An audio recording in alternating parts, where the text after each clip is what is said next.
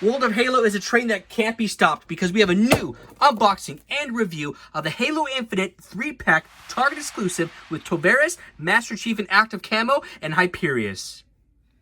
This is the latest wave of figures to hit shelves, a Target exclusive. I found this at my local Target in Southern California. 3 new figures to add to our World of Halo collection: Tovaras, Master Chief in Active Camo, and Hyperius. If you look towards the back of the box over here, we can see the rest of the lineup that is going to be released within Series 3.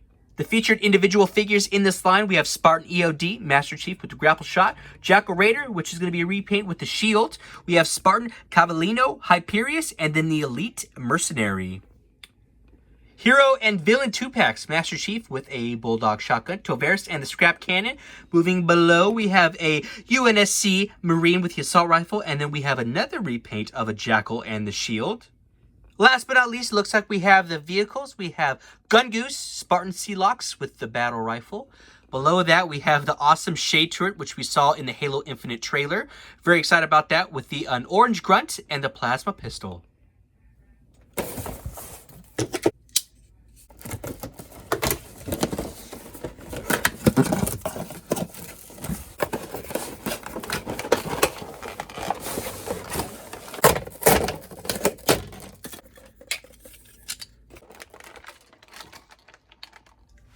Here's all 3 figures out of the packaging. They look great to start. I had a little bit of time to play with them before I actually started recording this.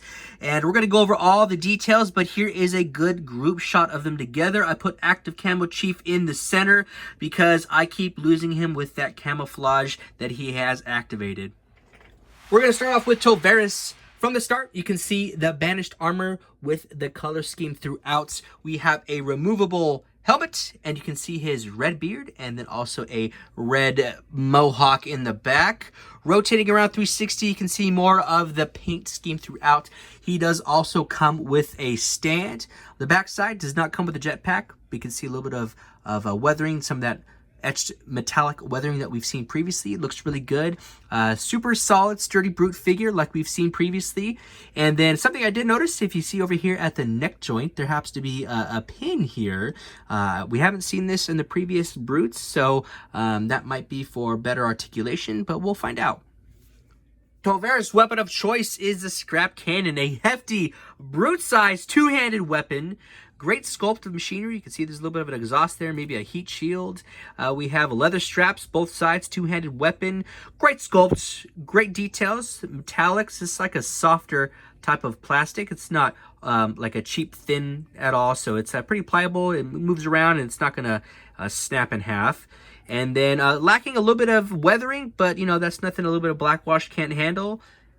Here you can see just how big the Scrap Cannon is. Decided to do a one-handed pose, kind of like he's dragging it along. Here is a more realistic pose of the Scrap Cannon, definitely a 2-handed weapon. I wouldn't want to be on the business end of this, that is for sure. I had a little bit of a hard time keeping it too front heavy. I mean, again, it is a pretty hefty weapon, but I posed it just right, and I think this is more of a realistic pose, kind of more in a squatting position. Maybe call this the crotch cannon, because that's probably the best place to rest that is on your inner thigh right there. But overall, it looks great. Here we're going to take a closer look with some articulation. I'm thinking it's going to be about the same type of articulation we've had previously on our brutes, but we'll do a nice brief display. From the start, you can already see we have great red banished paint detail. We have the red beard, the mohawk off the top. So we'll get into some articulation. Looking at, we have ball and socket here. Again, we can should be able to rotate all the way around. Again, this is a softer type of plastic. It's not the hard kind that's going to really interfere with all of that. So it's pretty moldable as you move around. We have rotation here at the bicep, and then we can bring that arm on in. Some of the wrist straps come in the way, so we can get about less than 90 degrees, it looks like. So we can rotate that around. We have wrist rotation, and we have our flexion is coming from the posterior part of the palm So we can bring that forward. Again, softer plastic here at the wrist guards. Looking at the legs, the lower extremities here, again, ball and socket joints, no surprise there. We have rotation from the middle part of the thigh. No rotation here at the knee. We have double joints again here at the knee, so we can bring those legs on back. Great posability. Jazwares and the Halo team have been the #1 as far as posability goes in my book. They work really well together. We have posterior, let's see here, bring that on back, a little bit of hyperextension coming this way, and then also bringing that forward. Nothing too crazy. We have unpainted toes, but we still have a nice sculpt. We can rotate this all the way around, it looks like. Good. And then we can probably do some lateral rotation here at the legs. Nothing too crazy because we have some thigh guards here on the lateral aspect of the thigh. But nothing too crazy. We can have him sit down and, you know, wait for some food or wait for some of his other brute friends to come back. Moving up to the torso, we have a 360-degree exorcism of the brutes all the way around. And it looks like we have 2 points of rotation. So we can go at the top of the hips, and then looks like also at the top of, or the bottom of the torso. I can rotate that all the way around. Okay, so we have double points of rotation there. And then we can also, looks like there's not a whole lot of hyperextension or flexion moving forward. The armor kind of gets in the way, but you know that kind of comes with the territory. Looking at the head, you can see the headpiece, the headdress that he has on, and there's that paint scheme you can see with some of that etched metallic weathering that's been applied. That comes off pretty easily, and yellow eyes, big old nose, red beard, and a red mohawk. Looks pretty good. Like I mentioned earlier, we have a pin here at the neck on both sides. It looks like they replaced that with a ball and socket on here, so I don't want to pull it off and break it, but it does appear like they have removed the ball and socket and placed a pin joint in there, so it's going to be on kind of like a swivel. I'm not quite sure why they did that. I kind of like the ball and socket to begin with, but I mean, hey, it seems to work fine. You could do a full 360 all the way around. Because of his beard, he's not going to have a whole lot of flexion moving forward. We'll have a little bit of hyperextension moving backwards, but his mohawk kind of gets in the way. But overall, I mean, that's pretty consistent with what we've seen previously. Next, we'll get into Active Camo Chief, but it seems like I have misplaced him due to his Active Camo, which is really good. So I think we'll just try to jump into... Oh, okay. All right, I feel him. Okay, here we go. All right, well, okay. So we're going to jump into Active Camo Chief since I found him, and then we'll do Hyperius afterwards. Here is Active Camo Chief. Hopefully you can see him as well as I can. My camera doesn't really want to pick up on him too well because his Active Camo works so well. This definitely seems to be a big selling point from this 3-pack. Based on what we saw in the back of the packaging, it appears to be the only way you can get Active Camo Chief is through this Target exclusive 3-pack. With this Master Chief, there seems to be no real differences as far as sculpts or articulation goes, so we're not going to go real heavy into articulation. But the biggest noticeable thing is that transparent, opaque look to him, giving him that Active Camo feel.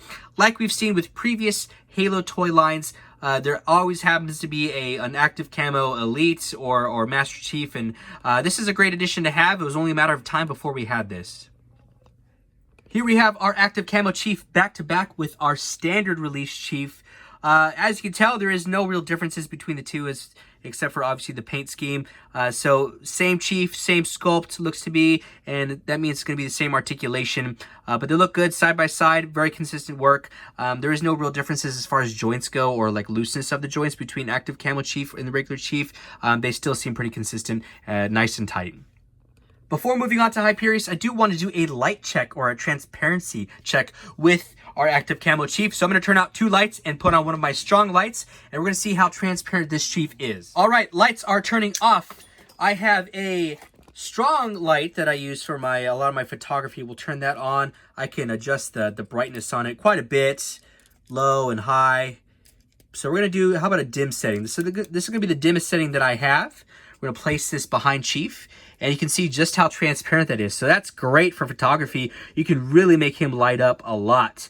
Obviously, you can see some of the darker points are going to be some of the heavier parts of the joints, but I mean, hey, you gotta do what you gotta do to make this figure sturdy. So I love the look of this already. This is super cool. I mean, this is more from a photography standpoint. So this is me just trying to test out things that I could do with photography. So this is me at like a more of a higher setting. That looks freaking cool. Let's kind of light him up this way. Let's see how much he actually lights up from the feet. Not a whole lot from the bottom. I mean, obviously, so much of the light attenuates based on how much of the figure is there. But you can do a light here and then like another light back here directly behind Chief. And that's cool. That's going to look really good with some photography. So I'm super pleased with this. It's going to look really good. I mean, I can only imagine adding some filters to my lights, maybe like a blue tone or something like that to give it more of a heightened feel. But I mean, that's cool. I can mess with the angles a lot and really make this Chief stand out. Really, really pleased with this. This looks fantastic. The weapon of choice for Hyperius is the Ravager. Nice little sculpt on this, some cool little details. We have a bayonet blade here. We have a leather foregrip, a leather hand grip, and then we also have a little handguard here. Top of the weapon, you can see there's some little sculpting. We have a pinhole, so that could be applied to one of the other brutes, or even maybe a chief or a marine if they're filling up for it. We have some red paint details here, which is probably some of the fuel cells, and looks really good. Overall, not too bad. It's missing a little bit of a weathering, but again, we can apply that later on down the line. Removable pieces for Hyperius are going to be the helmet. We should be able to take this guy off just like so. And nice bald head, some weathering on there. Doesn't look too happy. Big old nostrils, yellow eyes. And then moving to the back of the figure, we have the jetpack. Awesome little jetpack, which this seems to be a big improvement from what they had last time with the other brute that we had from Series 1. So we could take this jetpack off, removable, one big square piece, place that in the back of Hyperius. This is only going to fit Hyperius. It's not going to fit any other brute because there's no big gaping hole for the back of a jetpack, but that's pretty cool because this is his own piece.